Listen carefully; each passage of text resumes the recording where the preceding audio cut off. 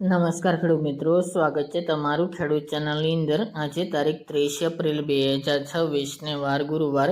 આજે આપણે થરાદ માર્કેટ યાર્ડના તાજા બજાર ભાવ જાણીશું, જેમાં જીરુના ભાવ 4300 રૂપિયા નોંધાઈ રહ્યા છે। હાલ સામાન્ય સુધારો વધારો જોવા મળી રહ્યો છે, તેમજ ઘટાડા સાથે પણ વેપાર થઈ રહ્યો છે। ફરી પાછો સુધારો આવે જીરુ બજારમાં તેવી સંભાવના રહેલી છે। બાકી આ મુજબ ભાવ 4000 પ્લસથી 4500 વચ્ચે થરાદની અંદર જોવા મળી શકે છે। બાકી કોઈ મોટો સુધારો જોવા નહીં મળે। ઘઉં ટુકડા તેમજ બાજરી, ઈસબગુલ અને રાયડામાં પણ બજાર આજે સ્થિર જોવા મળી રહી છે। તો ચાલો ખેડૂત મિત્રો, આપણે જાણી લઈએ કે આજે રાયડો, જીરું અને અજમાના ભાવ શું ચાલી રહ્યા હતા।